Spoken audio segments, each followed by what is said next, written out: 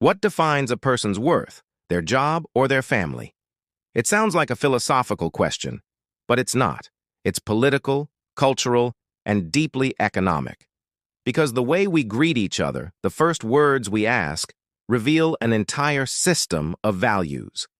In India, when strangers meet, the first question is often, "Do you have family?" In the West, the first question is almost always, "What do you do?" That difference is more than small talk. It is a clash of worldviews with consequences for politics, economics, and even how societies survive crisis. I spent 6 months traveling across India, from Mumbai to Delhi, Jaipur to Jaisalmer, Varanasi to Amritsar, Chennai, and beyond. In crowded buses, homestays, and street-side conversations, I noticed that one question kept returning. Not about my income, not about my title, but about my roots. Do you have family? In those words was a measure of belonging. Were my parents alive? Did I care for elders? Was I raising children? Was I connected to something larger than myself? Family wasn't just who you lived with, it was who you lived for. Now compare that with the Western norm. The question, "What do you do?" isn't innocent. It's a status check. It's about class, income, utility. Are you someone useful to me? Do you rank high enough in the economic hierarchy? Your worth isn't tied to your presence, but to your productivity. And that's not just bad manners. That's a cultural sickness. In the West, value is almost always economic. The so-called job creators are celebrated, while community builders are invisible. If you stop producing, you're seen as a drain. The consequences are everywhere. I know this firsthand. I worked as a trucker, lived responsibly, paid my bills, then arthritis in my spine and a nerve condition ended my ability to work. Overnight, I didn't become less of a person. But in the eyes of the system, I became invisible. My identity, my status, my security were stripped away. Not because I changed, but because I could no longer produce. That is what happens when an entire society ties dignity to output. In India, I met families who survived on very little, but their grandparents, their caregivers, their community anchors were still honored. Women who didn't work in formal jobs weren't dismissed as unproductive. They were the backbone of households, holding communities together. And while India faces deep poverty, inequality, and its own challenges, it has preserved a form of social resilience the West has lost. That's not romanticism. It's contrast. Because in America and Europe, the poverty isn't only financial, it's social, it's emotional, it's spiritual. We have smartphones, high-speed internet, and instant delivery.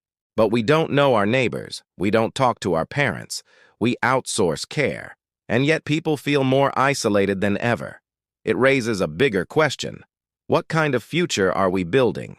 AI is already replacing jobs. Automation has gutted industries.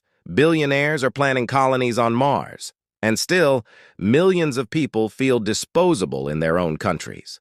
We can design machines that outthink us, but we can't rebuild community bonds.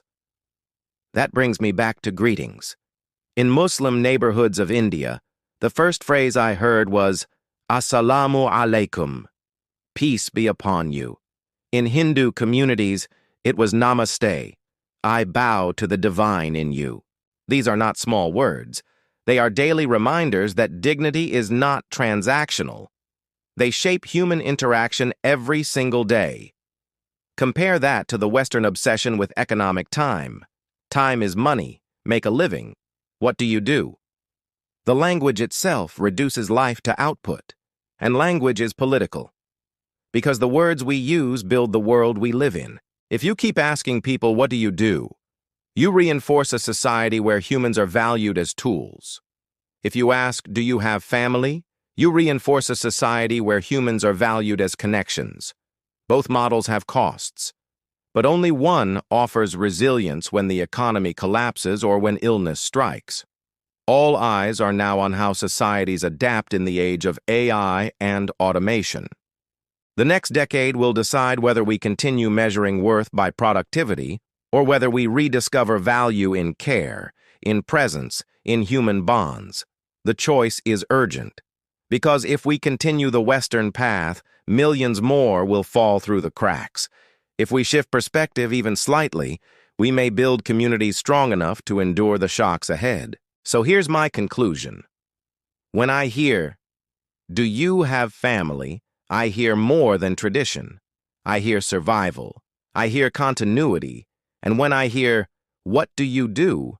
I hear a warning of what happens when a culture forgets that humans are more than their labor. If you found this analysis useful, hit like, subscribe, and leave a comment. Do you think the West needs to change its definition of worth? Or do you think productivity is still the right foundation?